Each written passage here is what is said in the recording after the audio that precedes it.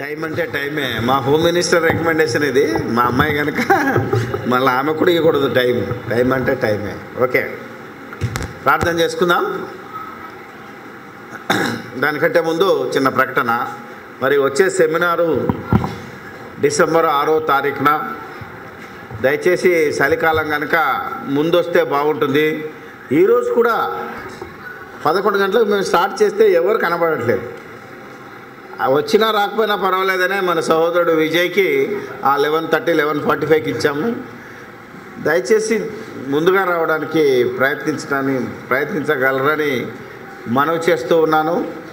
మరి మరొక ముఖ్య ప్రకటన, సహోదరుడు రవి గారు వచ్చి చేయాలి. మనము ప్రతిసారి ఒక్కొక్కరికి శారీరకంగా అనారోగ్యపరంగా ఉన్నప్పుడు ప్రతి సెమినార్లో వాళ్ళకు హెల్ప్ చేస్తున్నాం.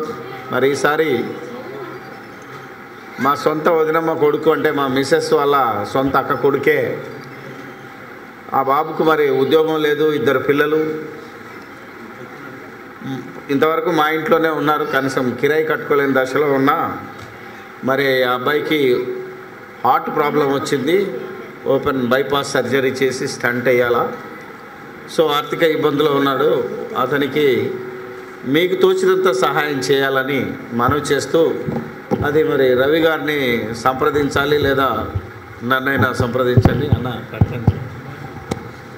దయచేసి మరి మన్నించాలా, నేనే ప్రకటన చేయాలా. బబ్లు మన ఐబిటి మరి అభ్యర్థి మెంబరు. మరి సహోదరుడు వాళ్ళ నాన్న లేడు, అమ్మ మాత్రమే ఉన్నది, 2 పిల్లలు. మరి అతనికి ఇబ్బంది ఏంటంటే వాళ్ళ ఆటలో ఓళ్ళు ఉన్నది, ఆ స్టంట్ వేయాలా. దాదాపు 1.5 లక్ష పైన ఖర్చు వస్తుంది. అతనికి రేషన్ కార్డు తెల్లది లేదు, ఏ కార్డు లేదు, అదొకటి. మరి ఎలాంటి స్కీమ్స్ కూడా బాబుకు లేవు. దయచేసి మరి దాని కొరకు ఆర్థిక సహాయం కోరుతూ ఉన్నాం. మరి మీలో ఎవరైనా ఎంతైనా సహకరించినట్లయితే మిగతాది మేము వేసుకొని ఐబిటి తరపున ఆపరేషన్ చేయడానికి మేము సిద్ధపడి ఉన్నాం. కాబట్టి మరి ఐబిటి తరపున నుంచి ఆ విధంగా సోదరుని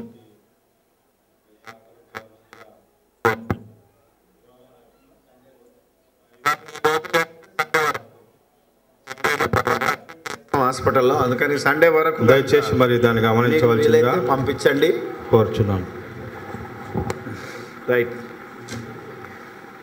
అక్కడ మీ అభిప్రాయ పత్రాలు రాసి అక్కడ వేయండి. ఎవరైతే మీరు సెల్ ఫోన్ నంబర్ ఇస్తారో వాళ్లకు తప్పకుండా SMS మెసేజ్ వస్తుంది కంపల్సరీ. ఒకవేళ కరపత్రం అందకపోయినా SMS మాత్రం చాలా ఇస్తున్నాం కనుక అక్కడ డబ్బాలో మీ అభిప్రాయ పత్రంలో మీ అడ్రస్సు, మీ పేరు, మీ ఫోన్ నంబరు తప్పనిసరిగా ఇచ్చి వెళ్ళినట్టయితే నెక్స్ట్ సెమినారులో మరి ఏం జరుగుతుంది, నెక్స్ట్ ఇంకెక్కడ మీటింగ్స్ ఉన్నాయి, అవన్నీ దొరుకుతాయి. అదేవిధంగా నా ప్రోగ్రామ్స్ ఎక్కడెక్కడ ఉన్నాయో మీరు చూడాలి అంటే వెబ్సైట్ చూడండి. BibleTechnology.net అని ఉంటుంది. www.BibleTechnology.net అని ఉంటుంది. దయచేసి అందులో ఉన్న పుస్తకాలను కానీ కరపత్రాలను కానీ అన్నిటిని మీరు ఫ్రీగా డౌన్లోడ్ చేసుకోవచ్చు. నయా పైసా చెల్లించాల్సిన అవసరం లేదు కనుక ఎవరైనా ఎక్కడైనా ఏదైనా తప్పుడు మాటలు మాట్లాడినట్టయితే అది తీసుకొని మీరు చదువుకోవచ్చు కనుక నెట్ ఉంది. ఆ నెట్లో మీరు మీ యొక్క ప్రతి ప్రశ్నకు సమాధానంగా కొన్ని బుక్కులు పెట్టాను కనుక వాటిని మీరు సంప్రదించాలని మనవి చేస్తూ ఉన్నాను. అందులో ప్రోగ్రామ్స్ అనే ఒక పేజ్ ఉంటుంది. ఏ రోజు నేను ఎక్కడ ఉంటున్నాను, ఏ రోజు ఎక్కడ మీటింగ్స్ ఉన్నాయి, పెళ్ళిళ్ళు ఉన్నాయి. ఒకవేళ మీ చుట్టుపక్కల మీకు తెలియకుండానే ఒకవేళ మీ ప్రాంతంలో నేను వచ్చినట్టయితే మీరు రావడానికి అవకాశం ఉంటుంది కనుక తప్పనిసరిగా వెబ్సైట్ చూడాల్సిందిగా మనవి చేస్తూ ఉన్నాను. ప్రార్థన చేసుకొని మనం వాక్యంలోనికి వెళ్దాం. పరిశుద్ధుడా, ప్రేమ నమ్మకం కలిగిన మా దేవుడా, మీ దయగల హస్తాలకు మమ్మల్ని మేము అప్పగించుకుంటూ మిమ్మల్ని అడిగి మీ కుమారులుగా మీ ఆశీస్సులను, మీ ఆస్తిని, మీ స్వాస్థ్యాన్ని పొందగలే అర్హత కలిగిన పిల్లలంగా అడుగుతున్నాం కనుక దేవా నా తండ్రి, మేము ప్రార్థించే ముందు కూడా మా ప్రార్థన మీకు వినబడుతుందో లేదో అని చూసుకొని దానికి మేము అర్హులమా కాదా అని మమ్మల్ని మేము పరీక్షించుకునే అవకాశం కూడా మాకు అనుగ్రహించి హృదయ రహస్యాలు ఎరిగిన తండ్రి, ఏ హృదయం ఏ రీతిగా ఆలోచిస్తుందో వారి ఆలోచనను బట్టి వారికి న్యాయం చేకూర్చమని మనవి చేస్తూ, ఇంతవరకు నా తండ్రి మరి నాన్న ఈ దినము మాకు వాతావరణాన్ని ఇచ్చి, మంచి వాతావరణాన్ని ఇచ్చి, దేవాది మాటలు వినడానికి ఇచ్చిన నీ కృపను బట్టి వందనాలు చెల్లిస్తూ, వివాహము మరి నా తండ్రి దాంట్లో ఉన్న ముఖ్యాంశాలను దేవా మరి మేము మాట్లాడుకునే అవకాశం ఇచ్చారు. దాంట్లో ఉన్న మరి నా తండ్రి ఈరోజు మేము చేస్తున్న నెగటివ్ పాయింట్స్ మాత్రమే మేము చర్చించుకున్నాం. మరి పాజిటివ్గా ఎలా ఉండాలో బైబిల్ను చదివే రోజు మీకు అనుకూలంగా దేవా మీకు మహిమకరంగా మాకు ఆనందకరంగా మా జీవితాలను మేము సరిదిద్దుకోగలుగునట్లు, ఒకవేళ తెలియక పెళ్లి చేసుకున్న తర్వాత మరి నా తండ్రి తెలుసుకొని ఎందుకు చేసుకున్నావురా దేవుడా అనకుండా, ఎందుకు చేసుకోవాలో చెప్పిన దేవుడా అని మిమ్మల్ని స్తుతిస్తూ మేము ముందుకు వెళ్ళగలుగునట్లు సహాయము దయచేయమని నా తండ్రి నా నాయన మిగతా విషయాలలోనికి మేము వెళ్తున్నాం కనుక దయచేసి నా తండ్రి నీ పిల్లలు మరి భోజనం చేసి ఉన్నారు కనుక నిద్రలోనికి జారకుండా వారిని వారు మెలకువ తెచ్చుకొని వినగలిగే భాగ్యము, విని ఆలోచించగలిగే భాగ్యము నా తండ్రి నా నాయన వారు వినగలిగే రీతిలో చెప్పగలిగే భాగ్యము నాకు కూడా అనుగ్రహించమని సమస్తము మీకే స్తుతి స్తోత్రాలు చెల్లిస్తూ మా ప్రభువైన యేసుక్రీస్తు పేరట ఈ ప్రార్థన మీకు సమర్పిస్తూ ఉన్నాము మా పరమ తండ్రి. ఆమేన్. క్రీస్తునందు ప్రియమైన వారలరా,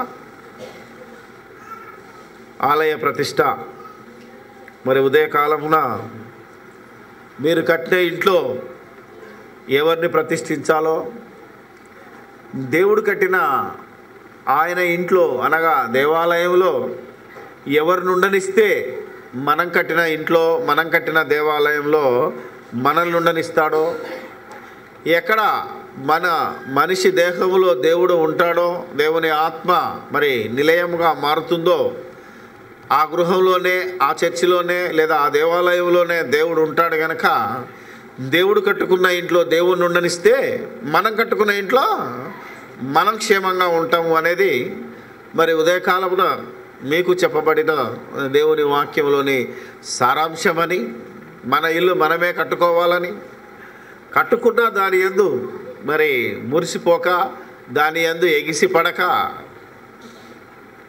ఇది అశాశ్వతమని, దీనికోసమని మనం ఏదో దేవుని పనిని వదిలేసే స్థితికి రాకుండా, ఒకవేళ కష్టపడి అప్పుల పాలై ఇల్లు కట్టుకున్నా దేవుని పని అంటే మరి ముందుకెళ్ళాలని ముఖ్యంగా మీరు గుర్తుంచుకొని దేవుని పనిలో అనగా దేవుని సన్నిధిలో మనం ఉండాలని, మనమంతా కలిసిన దేవాలయమే, ఇది దేవాలయం కూడుకున్న చోటని, ఒకరు కూర్చున్నా ఒక మనిషి దేహము దేవాలయముగా మారాలని, దేవుడు నిర్మించిన ఈ దేహమే దేవుని ఆలయమని, మరి పాత నిబంధనలో సంఘము మనుషుల యొక్క కలయిక దేవాలయం అయితే ఈరోజు మనుషుల యొక్క కలయికలోనే దేవుడు ఉంటాడని, ఒకప్పుడు నేను వారి మధ్య సంచరించుదును అని దేవుడు వాగ్దానం చేశాడు. ఇప్పుడైతే నేను వారి యొద్ద నివసిస్తాను అని సంచరించడం కాదు, నేను నా తండ్రి ఎవరైతే నన్ను పంపిన వాడిని అంగీకరించి నన్ను అంగీకరిస్తారో యోహాను 14లో ఉంటుంది కనుక ఇవన్నిటినీ మొదటి రెండింటికి, ఆ తర్వాత వివాహము ఎప్పుడు పరిశుద్ధమైనదో, ఎప్పుడు ఘనమైనదో, మరి ఎలా ఘనమైనదో కొన్ని విషయాలు మాత్రమే మనం తెలుసుకున్నాం. మరి మన పాన్పు నిష్కల్మషమైనప్పుడే మన వివాహము ఘనమైనదని, ఆర్థిక పరమైనది కానీ అందపరమైనది కానీ లోక సంబంధమైన ఆలోచనతో మనం పెళ్లి చేసుకుంటే అది పరిశుద్ధ వివాహము కాదని, నువ్వు ఎంత గొప్ప దైవజనునితో ప్రార్థన చేయించుకున్నా మన దృష్టిలో అతడు దైవజనుడుగా ఉన్నాడు, కానీ నిజంగా అతని ప్రార్థన దేవుని దగ్గరికి చేరుతుందో లేదో తెలియని దశలో ఉన్నాం. కాబట్టి ప్రార్థన చేసే ఎలిజిబిలిటీ మనకు ఉన్నదా లేదా అనే ముందు ముఖ్యంగా గమనించుకొని ఏ పెళ్లి చేసుకున్నాం, ఒకవేళ అది బయటైనా చర్చిలోన కానీ గుళ్ళో కానీ ఎక్కడ చేసుకున్నా దేవునికి హృదయాలు మరి మన ఆలయాలు మన దేహాల్లో దేవుడు ఉండాలని, దేవుని వాక్యానికి విలువ ఇవ్వడమే పరిశుద్ధత అని, ఆయన వాక్య ప్రకారంగా భర్త భార్యను ప్రేమించాలని, అంటే దేవుడు ప్రేమించినట్టు యేసుక్రీస్తు సంఘాన్ని ప్రేమించినట్టు తన భార్యను ప్రేమించాలని, భర్తగా తన ధర్మాన్ని నిర్వర్తించాలని. ధర్మాన్ని నిర్వర్తించడం వేరు, ప్రేమించటం వేరు. అది మాత్రం గుర్తుంచుకోవాలి. ఎందుకంటే ఈరోజు ఒక భార్య ఏమనుకుంటుందంటే మంచిగా భోజనం తీసుకొచ్చి పెట్టి మంచి చీరలు కొనిచ్చి నగలు పెట్టించి అలా షికారులు తిప్పితేనే ప్రేమ అనుకుంటుంది. అది ప్రేమ కాదని, అది భర్త యొక్క ధర్మమని. నీ భార్య ఎలాంటిదైనా నువ్వు ధర్మాన్ని నిర్వర్తించాలి. ఆఖరికి శరీర సుఖాన్ని ఇవ్వడం కూడా నీ ధర్మమే తప్ప అందులో ప్రేమ లేదని ప్రతి భార్యాభర్తలు గుర్తుంచుకొని, ప్రేమ శాశ్వత కాలం ఉన్నది కనుక నీ భార్యను పరలోకానికి నడిపించడానికి నిన్ను నువ్వు ఎంతగా తగ్గించుకుంటావో, సంఘాన్ని పరలోకం తీసుకెళ్ళడానికి యేసుక్రీస్తు ఎంత తగ్గించుకున్నాడో అది ప్రేమ. ఆ ప్రేమతో భర్త భార్యను ప్రేమించాలి, భార్య భర్తను ప్రేమించి లోబడాలి. అప్పుడే మన సంసారంలో కానీ, మన ఇంట్లో కానీ, మన మందిరాల్లో కానీ కొట్లాటలు ఉండవని మనం తెలుసుకుందాం. మరి ఆ తర్వాత చివరి మాటను మాట్లాడుకుందాం. ఎందుకంటే ఈ ప్రపంచంలో మనిషి చేసే ఏ కార్యక్రమంలోనైనా పూజ చేస్తున్నా కనుక ఇంతకీ పూజా ప్రార్థనలో ఎవరిని ప్రతిష్ఠిస్తున్నాం?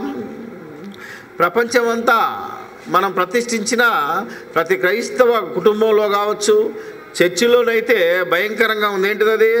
అవినీతి ఆవాసాలే. అంటే సోకాల్డ్ పెద్ద పెద్ద చర్చిలను మనం చూసినట్టయితే, చిన్న చర్చిని చూసినా ఎక్కడొస్తుంది గొడవ? డబ్బుల కాడనే వస్తుంది. పోలీసులు కాపలా ఉండి ఆరాధన చేస్తున్న చర్చిలు ఉన్నాయి కనుక దీనికంతటికీ కారణం ఆ చర్చిలో ఎవరిని ప్రతిష్ఠించాలి? ఆ చర్చిలో ప్రతిష్ఠించాలా? చర్చిని ప్రతిష్ఠించాలా? చర్చిలోకి వెళ్ళే మనుషులు, దేవుని రాజ్యం అంటే గోడలు ఊర్లు కాకుండా దేవుని రాజ్యం మనమే అని చెప్పబడింది కనుక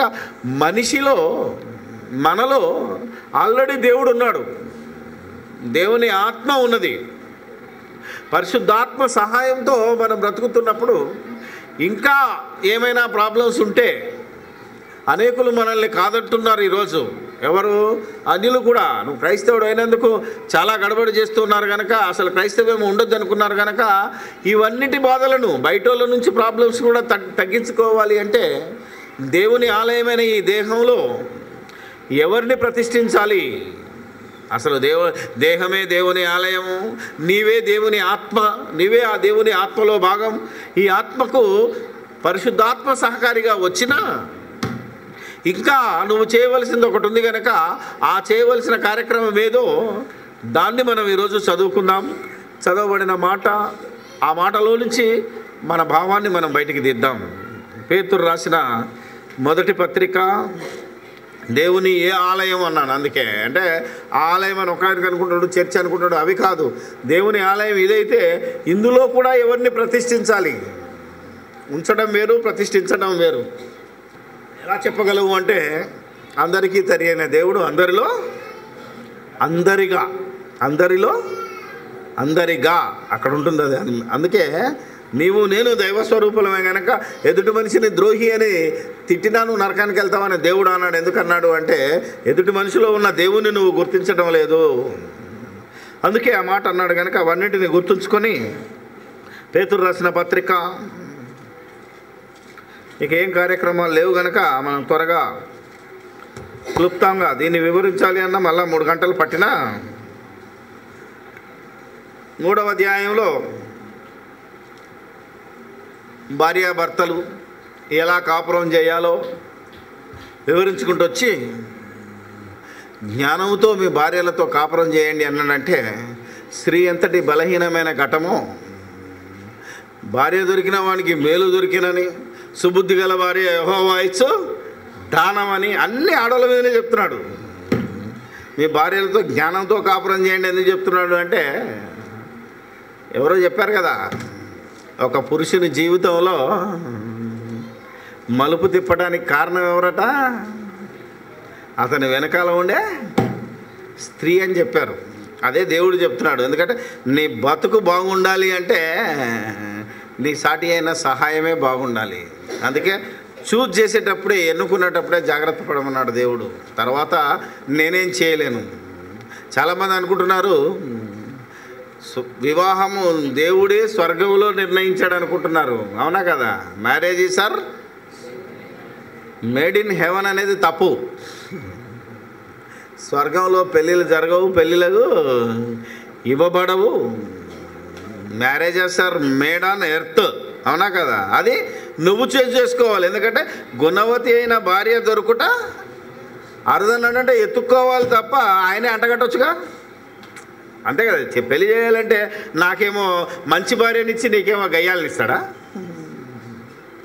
అర్థం చేసుకోవాలి. ఎందుకంటే మనం నిర్ణయించుకోవాలి. మన బతుకు మన చేతుల్లో ఉంది కనుక అదంతా మన బాధ్యత అని పెడుతున్నాడు. అది గమనించుకోండి, లేకపోతే చాలా ప్రమాదం. ఒకసారి చెప్పాను, దేవుడే కనుక స్వర్గంలో పెళ్లి నిశ్చయిస్తే ఒక ఆయనకు 2 పెళ్ళిళ్ళు చేసుకున్నాను అనుకో, 2వ పెళ్ళి ఎవరు చేశాడు? అది కూడా ఆయనే చేశాడా? పోనీ భార్య ఉండగా భార్య చేసుకున్నాడు కాదు, అది వదిలేయి. మొదటి భార్య చచ్చిపోతుంది, 2వ భార్య వచ్చింది అనుకో, అప్పుడు 2వ భార్య చచ్చిపోయి 3వ భార్య చేస్తే ఈ 3 ఆయనే చేస్తుండా? ఆలోచించాలి కదా. ఒకరేమో హాయిగా ఉంటున్నారు, ఒకరేమో అన ఉంటే బాధ్యత మనది. దేవుని ఆలయంలో దేవుని ఉంచడం అంటే నీ హృదయము నీ దేహము దేవుని ఆలయంగా నువ్వు మలుచుకోవాలి. ఆయన కట్టాడు, నీకు ఇచ్చాడు. ఆయన కట్టుకున్నాడు, నీకు ఇచ్చాడు. నా ఇల్లు నాకు ఇవ్వమంటున్నాడు, అంతే కదా? ఏమన్నాడు ఆయన? ఏమైనా తప్పు చేశాడా? మనమేదో దేవుని సేవకు చేయండి, దేవుని కొరకు బతకండి అనే మాటలను మనం రివర్స్ అర్థం చేసుకుంటున్నావు తప్ప దేవుని కొరకు కాదు. నువ్వే దేవునిలా బతకాలి, ఎందుకంటే నీలో ఉన్నది దేవుడు, నువ్వే అసలు దేవునిలో భాగం. క్రీస్తు కొరకు బతకండి, క్రీస్తు కొరకు కాదు, నా కొరకు నీ కొరకు నువ్వు బతితే పరలోకం వెళ్తావు. మేము క్రీస్తు కొరకు ఎందుకు బతకాలంటే డైలాగ్ మీ నోటి నుంచి రాకుండానే ఈ మాట చెప్తున్నాను, అంతే తప్ప వేరేది లేదు. క్రీస్తు కొరకు కాదు, క్రీస్తు వలే బతికితే మనకు లాభం, క్రీస్తులా జీవిస్తే మనకు పరలోకం. ఆలోచించండి. బతకపోతే దేవునికి వచ్చే నష్టం లేదు, మనకే నష్టం. మనం నిత్యాగ్ని దండలోకి వెళ్ళిపోతాం. అందుకే బతిమాలడం కానీ అడగటం కానీ అవన్నీ ఏమీ దేవుడు చేయట్లేదు. సర్వలోకానికి వెళ్ళి సర్వ సృష్టికి సువార్తను ప్రకటించుడి, నమ్మినోడు వస్తాడు, నమ్మకపోతే పోతాడు, అంతే. నమ్మటం నీ బాధ్యత, ఎందుకంటే నీకు అవసరం పరలోకం. అందుకే అంటున్నాను, ఏమి ఇవ్వాల్సిన అవసరం లేదు. తెలియక అప్పుడు ఏదో మొదలుపెట్టారు కానీ నన్ ఆఫ్ యువర్ బిజినెస్ అన్నాడు దేవుడు. నా తండ్రి ఆకర్షించిన ప్రతివాడు నా యొద్దకు వస్తాడని కూడా యేసుక్రీస్తు చెప్పాడు. తప్పనిసరిగా జరుగుతుంది అది. కాబట్టి ఇక మిగిలిన లాస్ట్ పార్ట్ని మనం చదువుతున్నాం.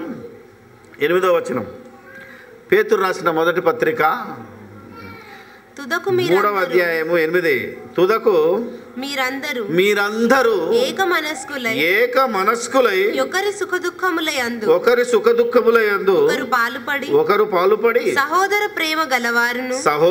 ప్రేమ గలవారును కరుణాచిత్తులను వినయ మనస్కులునై కరుణాచిత్తులను ఇంకేమన్నాడు? సహోదర ప్రేమ గలవారును ఒకరి సుఖదుఖముల యందు ఒకరు పాలు పొందువారును వినయ మనస్కులై ఉండుడి. ఇది క్రైస్తవుడికి, క్రీస్తు యేసునందు విశ్వాసిగా యేసు దేవుని కుమారుడని నమ్మేవాడికి ఉండవలసిన ప్రప్రథమ లక్షణం ఇది. ఇది పరిశుద్ధుల లక్షణము, నీతిమంతుల లక్షణము. బైబిల్లో చాలా రెఫరెన్స్లు నేను చూపించగలను.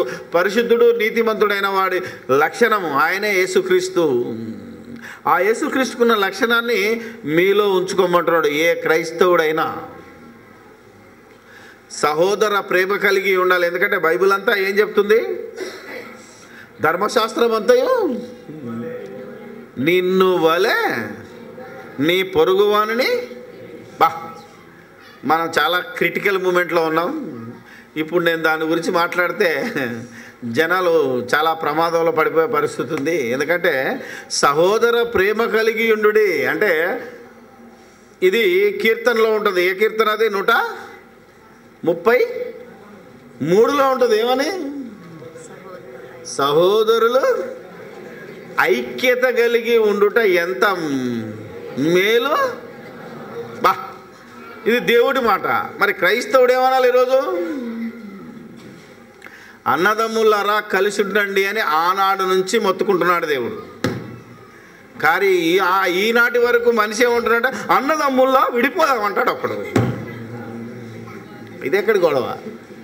అన్నదమ్ముల్లా కలిసి ఉండండి దేవుడు అంటున్నాడు కాబట్టి అన్నదమ్ముల్లా విడిపోదామంటావు ఏంటి? అన్నదమ్ములు విడిపోకూడదు. ఒకవేళ నిజంగా నువ్వు అన్నదమ్ములు అయితే సహోదర ప్రేమ ఇది లేదు అంటే ఏమి లేదు వీళ్ళకు వెనకాల చెప్తుంటాడు. ఇవన్నీ ఉండాలి అంటే నీవు వినయ మనస్కుడై ఉండాలి, అవునా కదా? ఒకరి సుఖ దుఃఖములయందు ఒకరు పాలు పొందుకోవాలి. సహోదర ప్రేమ కరుణ ఇవి ఈరోజు క్రీస్తు సంఘంలో అంటే మామూలుగా క్రీస్తు సంఘం కాదండి, అన్ని సంఘాలలో అని అర్థం. అన్ని క్రీస్తు సంఘాలే. నువ్వు బ్యాప్టిస్టా, CSI, what it may be. కొందరు ఒప్పుకున్నా ఒప్పుకోకపోయినా క్రీస్తు స్వరక్తం ఇచ్చి సంపాదించిన వాళ్ళమే మనంతా. ఇందులో ఎక్కడున్నా ఇవి కనబడతలేవు. ఉన్నాయా?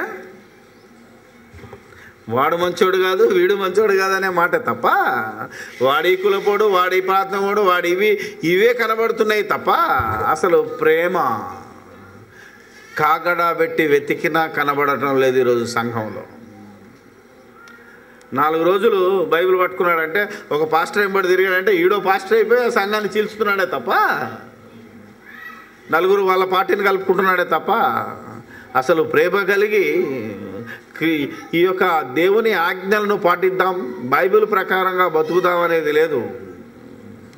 శరీర ఆశలకు లోబడి శరీర కనబడే దానినే శాశ్వతం అనుకొని బతుకుతున్నాం కనుక ఇక్కడ చెప్పబడిన మాటలన్నీ దేవుడు ఎప్పుడు రాశాడు ఈ పత్రికను? సుమారు క్రీస్తు శకము 63-65లో రాయబడి ఉందని ఈ యొక్క చరిత్ర చెప్తుంది. కానీ ఆ రోజు నుంచే జస్ట్ ఎప్పుడైతే క్రీస్తు సంఘము ఎంత బాగా ఎదుగుతుందో కొరంతి సంఘంలోకి వచ్చేసరికి ఏమైపోయారు? మనుషుల పేరు మీద విడిపోయారు. ఒకడు పౌలు వాడని, ఒకడు కొరంతి వాడని, ఒకడు పౌలు వాడు, మరొకడు పొల్లోవాడు, మరొకడు క్రీస్తు వాడు, మరొకడు పేతురు వాడు, ఇలా విడిపోవడం ప్రారంభించారు. ఇది సాతాను తంత్రం. అలా విడిపోయారు కనుక మనం విడిపోయేవాళ్ళం కాదు, అది విడిపోవడం తప్పని దేవుడు చెప్పినా ఇంకా మనం ఇలా పోతున్నామంటే కారణం ఏంటి? పౌలు అప్పటికి అంటాడు, మీరు పౌలు నా నామమున మీరు ఏమైనా బాప్తిసం పొందారా? మీకోసం నేను ఏమైనా సిలువ పడ్డానా? మిమ్మల్ని రక్షించడానికి నేనేమైనా నా పేరు ఎందుకురా మీ సంఘానికి పెట్టుకున్నాడా అన్నా? ఎందుకు ఇలా విడిపోతున్నా అన్నా? విడిపోవడం అనేది ఆగటం లేదు. దీనికి కారణం ఇలా విడిపోతున్నారు కాబట్టే పేతురు మళ్ళా రాస్తున్నాడు ఏమని? మీరు సహోదర ప్రేమ ఇది లోపిస్తుంది అని మొత్తుకుంటూ ఇంకేమంటున్నాడు? కరుణాచిత్తులను వినయ మనస్కులై ఉండుడి, ఆశీర్వాదమునకు వారసులగుటకు మీరు పిలువబడితిరి గనుక కీడునకు ప్రతి కీడైనను దూషణకు ప్రతి దూషణయైనను చేయక దీవించుడి. బా, ఇది మళ్ళీ క్రియలకు సంబంధించి వచ్చింది. ప్రభువా ప్రభువా అని నన్ను పిలుచుట ఎందుకు? నన్ను గురించి ఊరికే మొత్తుకుంటున్నావేంటి? అసలు కార్యక్రమం ఏంటిది? నేను చెప్పు మాటల ప్రకారంగా మీరు చేయటం లేదు. మనం ఇది ఖచ్చితంగా కీడుకు ప్రతి కీడు చేయటమే ఈరోజు 95% మనుషుల్లో ఉన్నది. ఈవరి ఇంట్లో కానీ, చర్చిలో కావచ్చు, బయట రాజకీయంలో కావచ్చు, మన బ్రతుకంతా ఆఫీసులో కావచ్చు, నువ్వు ఎక్కడ చూసినా ఒక క్రైస్తవుడైన బాసే తన కిందున్న ఎంప్లాయీ ఒకవేళ వాడు క్రిస్టియన్ అయినా ఆయన మాట వినకపోతే వానికి రెడ్ మార్కు పెట్టి వాడి జీవితాన్ని నాశనం చేసిన సంఘటనలు నేను చూశాను. ఎందుకంటే నేను ఒక ఉద్యోగిని కనుక. కాబట్టి కీడుకు ప్రతి కీడు చేయటం, మళ్ళా దేవుని సేవ చేశాను నేను, నాకు దేవుడే ప్రమోషన్ ఇచ్చాడని చెప్పుకున్న భయంకరులను చూస్తున్న సమాజం ఇది. కాబట్టి మీకు కీడుకు ప్రతి కీడు చెయ్యొద్దు, చెయ్యకుండా ఎదుటి మనిషిని ఏం చేయాలి? దీవించాలి. దూషణకు ప్రతి దూషణ, ఇవన్నీ మనం మానడం లేదు, రోజు రోజుకి ఎక్కువ అవుతున్నాయి. ఇలా అవుతున్నాయి కాబట్టే బయట వాళ్ళు కూడా ఏమంటున్నారంటే, మీరు పాపం అని పాపం చేసేవాడు ఎక్కువ క్రైస్తవుడే బాబు, మేం కాదు, మీరే పాపాత్ములు, ఒకసారి ఒక చీఫ్ మినిస్టర్ అన్నాడు, ఎక్కడో బాంబులు వెళ్తే మీలో మీకే గొడవలు ఉన్నాయి కనుక మీలో ఎవడో పెట్టుంటాడు బాంబు అన్నాడు. అవునా కదా? మీరు ఆలోచించండి. చరిత్ర చెప్తున్నాను నేను. కాబట్టి మనలో ఉన్న విభేదాలను చూసి అవతలవాడు అసలు క్రైస్తవ్యమునే కాదనే పరిస్థితికి వచ్చాడు కనుక అసలు ఈ పరిస్థితి ఎందుకు దాపురించింది? మనలో సాత్వికం కానీ, వినయ మనస్సు కానీ, కరుణాచిత్తం కానీ, దూషించిన వారిని దూషించక, తిట్టిన వారిని తిట్టకుండా, కొట్టిన వారిని కొట్టకుండా పరలోక రాజ్యము ఈ భూమి మీద మనం రుచి చూడలేకపోతున్నాము అంటే కారణం ఏంటి? ఇవన్నీ నేను పైన రాసుకొచ్చినవన్నీ జరగడానికి కారణం దేవుడు చెప్తున్న మాటను మనం జాగ్రత్తగా వినాలి. ఎన్నోసార్లు చదువుతున్నాం, ఇలా చదువుకొని ప్రార్థన చేసుకుంటున్న దినాలు ఉన్నాయి. రోజు బైబిల్ చదువుతా బ్రదర్. నేను ఖచ్చితంగా అసలు బైబిల్ చదవకుండా మేము నిద్రపోయే ప్రసక్తి లేదన్న కుటుంబాలు కూడా ఎందుకు దెబ్బతింటున్నాయి? ఆలోచించాలి. మీరు చదవంగానైనా చదివిన దాన్ని అర్థం చేసుకొని దాని ప్రకారంగా ప్రవర్తిస్తే వస్తుందో మనకు. అందుకే ఆశీర్వాదమునకు వారసులగటకు ఏంటి ఆశీర్వాదం? పొద్దున్నే మీకు చెప్పాను, ఈ లోక సంబంధమైనది ఏది ఆశీర్వాదం కాదు. దేవుడు గర్భఫలమే ఆశీర్వాదం అని చెప్పిన తర్వాత మరొక ఆశీర్వాదం మనం ఈరోజు పొందుతున్నాం. ఏంటి ఆశీర్వాదమో మీటింగ్ లాస్ట్ టైంలో మీకు తెలియపరుస్తారు. ఆ మీటింగ్ చేసిన వాళ్ళు ఏమని చెప్తారు? తండ్రి అయిన దేవుని ప్రేమ, కుమారుడైన యేసుక్రీస్తు కృప, పరిశుద్ధాత్ముని యొక్క అన్యోన్య సహవాసము మీకు సదాకాలము తోడయుండునుగాక అనే ఆశీర్వాదం ఇస్తారు. మీకు తెలుసు కదా.